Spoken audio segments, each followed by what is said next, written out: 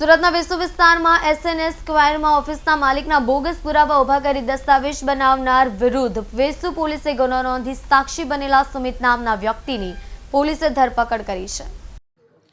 વેસુ વિસ્તારમાં આવેલા એસએનએસ સ્ક્વેરમાં ઓફિસના માલિકના બોગસ પુરાવા ઉભા કરી દસ્તાવેજ બનાવનાર વિરુદ્ધ વેસુ પોલીસે ગુનો નોંધી તપાસ હાથ ધરી છે, જેમાં સાક્ષી બનેલા સુમિત નામના વ્યક્તિની પોલીસે ધરપકડ કરી છે।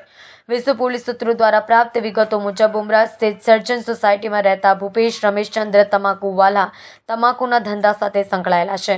તેમણે ગત જાન્યુઆરી 2021ના સમયગાળામાં વેસુ એસએનએસ સ્ક્વેર નામના કોમ્પ્લેક્સમાં SG4ની સ્પેસ કોર્પોરેશનના ભાગીદાર દેવાંગ સુબોધભાઈ સંઘવી પાસેથી ₹28,30,500માં ખરીદી કરી હતી, જે ઓફિસનું વેચાણ દસ્તાવેજ ભૂપેશના નામે કર્યો હતો। ગત એપ્રિલ 2023માં આ મિલકત ચિરાગ પટેલને ગરબા ક્લાસ માટે ભાડે આપી હતી। પછી મે મહિનામાં ઓફિસે કંચન ગુપ્તા અને ગણેશ દુબે નામના વ્યક્તિ આવીને મિલકત પોતે ખરીદી છે। તે પછી ઓફિસ ગણેશ અને તેની પત્ની રેખા દુબેએ પોતાના નામનો દસ્તાવેજ રજૂ કર્યો, જેમાં ગણેશ અને તેની પત્નીના નામ, ફોટા અને સહી કરેલ અને સાક્ષી તરીકે રાજેશ વિનુ પટેલ, સુમિત ચંપકલાલ ઉમરીગર, ડોક્ટર દર્પણાબેન, અરુણ ત્રિવેદી સહિત બોગસ પેન કાર્ડ, આધાર કાર્ડ બનાવી રજિસ્ટ્રાર ઓફિસ અને પીપલ્સ કોઓપરેટિવ અને HDFC અને સુટેક્સ બેંકમાં એકાઉન્ટ ખોલાવ્યા હોવાનું બહાર આવ્યું હતું, જેમાં ભૂપેશ અને તેમની પત્ની અમિતાબેનના બોગસ આધાર પુરાવા બનાવ્યા હતા।